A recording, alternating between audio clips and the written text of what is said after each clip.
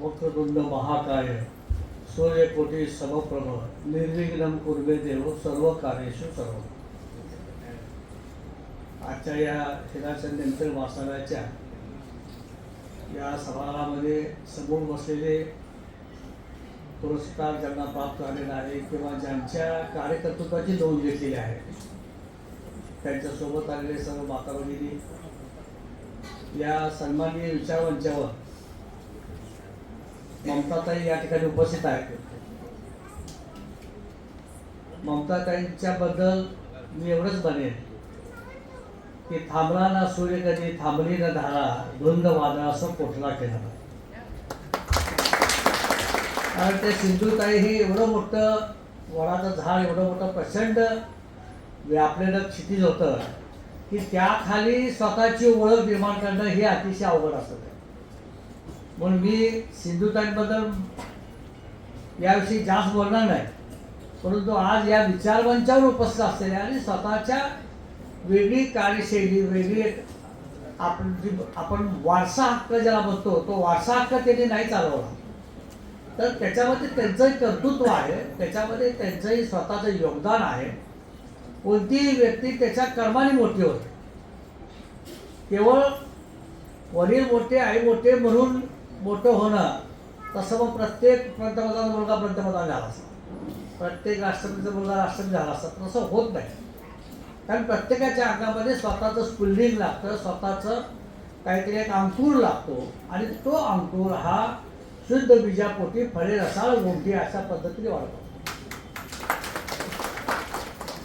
या विचारमंचावरती आपण उपस्थित सर्वजण आहोत तिथं ती योजना ज्यांनी आखली त्या योजनेबद्दल अनेकांनी आमचे एक मित्र ॲडव्होकेट गाडगे बरोबर ना अतिशय घोडके साहेबांनी छान मनोगत व्यक्त केलं। सूत्रसंचालन करणारे सुद्धा भरभरून बोलत आहेत, अतिशय चांगलं आहे। कारण योजक असतात तर दुर्लभ असं आपण म्हणतो। कुठलीही योजना आखायची म्हटलं तर ही साधी गोष्ट असते। जीवनामध्ये कार्य करत असताना प्रत्येकाला वाटतं मी काहीतरी करावं, परंतु तो विचार येतो आणि तो विचार विरळून जातो। कारण प्रत्यक्ष अंमलबजावणी करण्यासाठी धाडस लागतं आणि समाजामध्ये काम करत असताना तर त्याहून आणखीन धाडस लागतं। प्रत्येकाला वाटतं अन्यायाविरुद्ध तुटून पडावं, परंतु तो विचार क्षणभर असतो आणि पुढच्या क्षणी आपण आपल्या मूळ कामाला लागतो। रोज पेपर वाचतो, रोज अनेक बातम्या ऐकतो आणि मन पेटून उठतं, पण ते क्षणभर असतं। मग जे या क्षणभर आलेल्या विचारासाठी समाजामध्ये राबण्याची भूमिका घेतात त्याच्यामध्ये एखादा गोरक्षासारखा असतो जो समाजामध्ये आपला विचार पेरण्याची भूमिका घेतो। कारण विचार पेरल्याशिवाय तो उगवणार नाही आणि जर विचार पेरायचा असेल तर तुम्हाला अनेकांशी सामना करावा लागतो आणि मग हा सामना करत असताना कारण समाजातले अनेक विचार आहेत, प्रत्येक व्यक्तीचा विचार वेगळा आणि हा प्रत्येक व्यक्तीच्या विचारांमध्ये एक सुसंवाद आणणं आणि त्याच्या माध्यमातून मग ही जी चळवळ उभी केलेली आहे या चळवळीला जे योगदान आहे, आपली चळवळ मी म्हणणार नाही, ही जनसामान्यांची चळवळ आहे। ही भारताच्या लोकशाही देशामध्ये अशा चळवळीची गरज असलेली चळवळ आहे आणि हे काम करत असताना समाजामध्ये जे पारखी म्हणून नजर म्हणू अशी नजर त्यांच्याकडे आहे आणि म्हणून त्यांनी योग्य व्यक्ती या ठिकाणी निवडलेले आहे। मी ते नावं पाहत होतो आणि नावं पाहत असताना मला लक्षात आलं की डॉक्टर आहेत, इंजिनियर आहेत, शिक्षण क्षेत्राचे मान्यवर आहेत, वेगवेगळ्या या नावांची यादी जर पाहिली तर समाजामध्ये कृषी क्षेत्र सागर निर्मल आहेत, अमोल रत्नपारखी आहेत, गजानन पाटील जी आहेत, सूरज ढोकी जी आहेत, रमेश घाडगे जी आहेत, महेश जाधव जी आहेत, दिनेश भांगी जी आहेत, भोळी जी आहे, डॉक्टर घोडसे आहे, डॉक्टर कदम आहेत, खर्ची आहेत। ऐकायचं नाव राहिलं असेल तर या ठिकाणी त्यांचंही मी या ठिकाणी स्वागत करतो की जी नावं गोरख यांनी निवडलेली आहे, गोरक्ष यांनी निवडलेली आहे ते खरोखर कौतुकास्पद आहे की त्यांना समाजाच्या विविध क्षेत्राची जाण आहे आणि विविध क्षेत्रामध्ये मला माहिती आहे की असे हजारो जे समाजामध्ये काम करत आहेत, विशेषतः नॉन गव्हर्नमेंट ऑर्गनायझेशन असं आपण म्हणतो, तर ही प्रत्येक व्यक्ती ही एक NGOच आहे. या प्रत्येक व्यक्तीची स्वतःमध्ये समाजामध्ये काहीतरी देण्याची एक भूमिका आहे. असं पुढे मी वाचलं होतं की स्वतःसाठी जगलास तर मेलास आणि दुसऱ्यासाठी जगलास तर जगलास. तर दुसऱ्यासाठी काहीतरी करायची भूमिका व्यक्तीने घेतलेली आहे. परंतु हे सगळं करत असताना कुणाची तरी प्रेरणा मिळाली, कुणाचा तरी पाठीवर हात पडला. जसं सिंधुताई सपकाळांनी हजारो लोकांच्या पाठीवर हात ठेवला आणि समाजाच्या विविध क्षेत्रामध्ये त्यांना पाठवलं आणि ती भूमिका आज ममता त्यांनी या ठिकाणी आणलेली आहे. सिंधुताईंचा बायोपिक आपण सगळ्यांनी पाहिला असेल पिक्चर.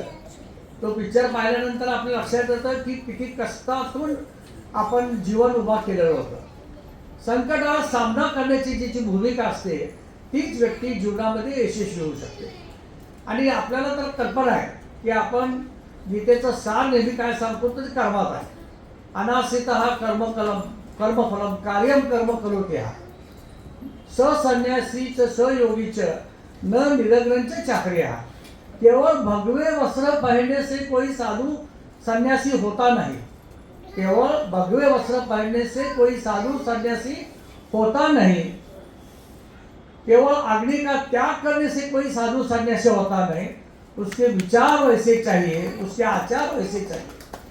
म्हणजे केवळ आपण पेहराव केला म्हणून पुढारी झालो, समाजसेवक झालो, डॉक्टर झालो असं काही होऊ शकत नाही.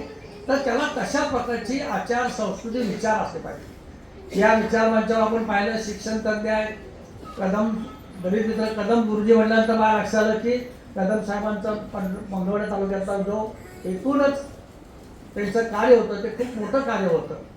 प्रत्येक व्यक्तीचे स्वतःची समाजातली एक आपली वाटचाल आहे आणि ही वाटचाल करत असताना सोलापूर आयकॉन सारख्या या पुस्तकाच्या माध्यमातून हे छोटंसं पुस्तक आहे, पण मला खात्री आहे की हा छोटासा प्रवाह उद्या संपूर्ण महाराष्ट्र व्यापणार आहे, संपूर्ण आजूबाजूचे भारताचे राज्य व्यापतील आणि पुढं आंतरराष्ट्रीय पातळीवर सुद्धा गिनीज बुक असेल इतर सगळीकडे दखल घेतली जाईल. कारण कुठलंही कार्य त्याच्यामध्ये मी संपादकाचं एक मनोगत वाचलं की छोट्या छोट्या गोष्टीतून मोठ्या गोष्टी घडत जातात आणि ही व्यक्ती सुरुवातीला जरी छोटी वाटत असली तरी मी आज पाहतोय माझ्या जवळजवळ 65-68 वर्षाच्या माझ्या या सर्व्हिसमध्ये की अनेक छोटी छोटी माणसं जी मला दिसली होती ती आज कुठेतरी उच्च पातळीवरती पोहोचलेली आहेत. कोणी राज्यपाल झालेले आहेत, कोणी ॲडव्होकेट झाले आहेत, कोणी हायकोर्ट जज झालेले आहेत, कोणी आमदार झालेले आहेत, कोणी खासदार झालेले आहेत. वेगवेगळ्या क्षेत्रामध्ये त्यांनी आपल्या कार्यकर्तृत्वाचा ठसा उमटवलेला आहे. परंतु सगळ्यात अवघड कार्य कुठलं असेल तर समाजामध्ये समाजसेवेचं कार्य करणं याच्यासारखा थँकली जॉब नाही. आई आमची नेहमी म्हणायची की घरच्या भाकरी वाजणं आणि लष्कराची भाकरी वाजणं आपल्याला ती मन फेमस आहे. कशाला लष्कराची भाकरी वाजतोस? ते ब्रिटिशांच्या कालावधीमध्ये मन का आली ते तर कारण सोडून देऊ आपण. पण आज सुद्धा घरामध्ये आपल्याला समाजसेवा करणाऱ्याला प्रत्येकाला त्याच्या बायकोचं पाठबळ नसेल तर ती समाजसेवा करणं शक्य नाही. आईचं पाठबळ नसेल तर समाजसेवा करणं शक्य नाही. बापाचं पाठबळ नसेल तर समाजसेवा करणं शक्य नाही. नाहीतर बाप म्हणणार ए बाबा तुझं बंद झालं, चल ते बाई दूध तिथं. म्हणजे आजची भूमिका जी समाजामध्ये अशी आहे, प्रत्येकाला वाटतं की आपल्या पोरांनी डॉक्टर व्हावं, इंजिनियर व्हावं, माझं घर सांभाळावं, माझ्यासाठी पैसा आणावा, माझ्या पुरतं बघावं. काय करायचं शेजारच्या घरात काय चाललंय या भूमिकेतून आम्ही वाटचाल करत असतो. आणि म्हणून समाजसेवा ही आज सुद्धा काळाची गरज आहे. या महाराष्ट्राला ती भूमिका लाभलेली आहे. कर्मवीरराव भाऊराव पाटील असतील, मराठवाड्यामध्ये पंजाबराव देशमुख साहेब असतील, सरकार क्षेत्रामध्ये दिग्गज ज्यांनी या महाराष्ट्राची निर्मिती केली, वसंतदादा पाटील असतील, यशवंतराव चव्हाण साहेब असतील, पद्मश्री विखे पाटील असतील, सोलापूर जिल्ह्याच्या आमच्याकडच्या अकलूज असेल, माढा असेल, पंढरपूर असेल, सांगली असेल. सांगली ही साकारली पंढरी बनली जाते. अशा या महाराष्ट्राच्या आर्थिक सामाजिक पायाभरण जी झाली ती सरकाराच्या माध्यमातून आहे. आणि या सरकाराला जी जोड दिली ते आध्यात्मिक जोड होती, एक नैतिक अधिष्ठान होतं, एक सांस्कृतिक अधिष्ठान वैकुंठभाई मेहता असतील, धनंजय गाडगीळ असतील, या गुलाबराव पाटील असतील, यांनी त्या सहकार्य दिली. सहकार हे अर्थशास्त्र आहे. शेवटी अर्थशास्त्राशिवाय कुठलंही काम हे शक्य होत नाही, कारण तो आमच्या जीवनाचा कणा आहे. इथे भूमिका व्यक्त केली गेली की खऱ्या अर्थानं जी गरज आहे ती आज 2 घास पोटाला देण्याची आहे. आज माधवराव परिवाराने स्थापन करत असताना 500-700 लोकांना रोजगार निर्मिती आम्ही दिली. या रोजगार निर्मितीचा उद्देश एकच होता. आज सुद्धा भीती वाटते की एखादी इंडस्ट्री उभी केली, ती इंडस्ट्री अडचणीत आली तर अनेकांचे संसार अडचणीमध्ये आल्याशिवाय राहत नाही. आणि म्हणून समाजकार्य करत असताना आपल्याला काही पत्तेपाणी पाळावं लागतात आणि ते पत्तेपाणी पाळत असताना आपली चळवळ सारखी गोरक्षांनी जी भूमिका घेतली आहे की चांगल्या व्यक्तींचा आदर्श हा पुढं आणणं, नवीन पिढीला त्याच्यातून काहीतरी प्रेरणा मिळणं ही समाजाची गरज असते. आज मी इथं जे मान्यवर आहेत त्यांचा सत्कार करायचा आहे. त्यांचा आपल्याला ममताताईंचं सुद्धा मलाही ऐकायचं आहे. त्या ज्येष्ठ साहित्यिक म्हणून महाराष्ट्राला परिचित आहेत. कारण साहित्य संस्कृती विना मनुष्य पशु समान समजला जातो. म्हणून साहित्य संस्कृती महत्त्वाची असते.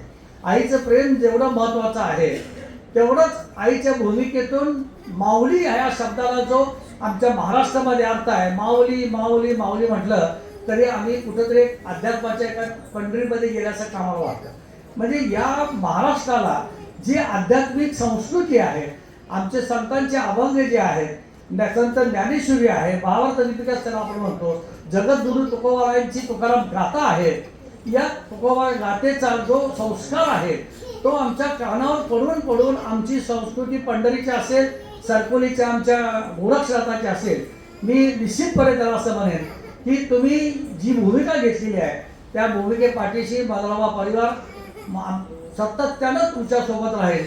आणि अशा प्रकारचे जे कार्यक्रम भविष्यामध्ये आपण घ्याल, जी प्रेरणा देण्यासाठी तरुणांना तरुणींना उद्या समाजाला काहीतरी उपयोगी पडतील, अशा या माध्यमातून आपण हा कार्यक्रम केला. या कार्यक्रमाचं अध्यक्षस्थान आपण मला दिलं. आमचे मित्र डॉक्टर भोसले सरकोलीचे, पितांबर भोसले सरकोली हे गाव सोलापूरमध्ये केवळ भोसलेंचंच गाव पण प्रसिद्ध आहे. आणि भोसले जरी तिथं असले तरी गोरक्षांनी स्वतःची जी ओळख आज विचारांच्या माध्यमातून निर्माण केलेली आहे, त्या विचारांसाठी म्हणून मी या ठिकाणी उपस्थित आहे. आणि हा विचार रुजला पाहिजे आणि तो रुजवण्यासाठी तुम्ही आम्ही सर्व कटिबद्ध राहू. आणि पुन्हा एकदा आज ममताताईंच्या सानिध्याचा लाभ घेता आला. मी अनेक दिवस फेसबुक, व्हॉट्सअप त्यांच्या त्या भेजावर बघत होतो की कशा पद्धतीची शब्दफेक असते, किती छान ते त्या शब्दांच्या माध्यमातून रसिकांशी संपर्क साधतात. कारण साहित्य क्षेत्रामध्ये एखादी ओळ म्हणणं फार सोपं असतं, परंतु प्रत्यक्षामध्ये मात्र ती रसिकांना खिळवून टाकण्याची जी भूमिका असते ती भूमिका प्रत्येक साहित्यिकाला जमतेच अशातला भाग नाही आहे. अनेक उत्कृष्ट साहित्यिक असतात, अनेक कादंबरीकार असतात, परंतु लिखाण वेगळं आणि रसिकांपर्यंत भिडणं, हृदयाला हात घालणं वेगळं, या भूमिका वेगवेगळ्या असतात. आज एक अष्टपैलू व्यक्तिमत्व, साहित्य, संगीत क्षेत्र असेल आणि समाजसेवेचं माध्यम असेल, सिंधुताईंचा पुढं जो विचार न्यायचा आहे त्या विचारांची भूमिका असेल, ताई आम्ही तुमच्यासोबत आहोत किंवा महाराष्ट्र तुमच्यासोबत आहे, एवढंच या ठिकाणी मी नमूद करतो. पुन्हा एकदा मी या संयोजकांना मनापासून धन्यवाद देतो की अशा चांगल्या कार्यक्रमामध्ये सहभाग घेण्याची जेव्हा आपल्याला संधी मिळते आणि दोन विचार मांडण्याची संधी मिळतात तेव्हा माझ्यातला प्राध्यापक जाणवतो. आणि तो प्राध्यापक झाला की असं वाटतं की आता बोलत राहावं का लोक ऐकताय, परंतु मी तुमचा पेशन्स बघणार आहे. जाता जाता गोरक्षासाठी मी एवढंच सांगणार आहे, तमन्ना की दुनिया तो हर इंसान बसाता है, तमन्ना की दुनिया तो हर इंसान बसाता है, पाता वही है जो तकदीर ले आता है, पाता वही है जो तकदीर ले आता है. गोरक्ष धन्यवाद तुम्हाला मनापासून. सर्व जे ज्यांचा सत्कार आपण करणार आहोत त्या सर्व सत्कारमूर्तीला मी मनापासून या ठिकाणी त्यांचं कौतुक करतो की तुम्ही करत असलेली कार्य दखल हे पुढे ना पुढे घेत असतं. त्यामुळं हे कार्य असंच पुढे चालू ठेवा. माधवराव परिवार तुमच्या सोबत आहे. धन्यवाद. जय हिंद, जय महाराष्ट्र.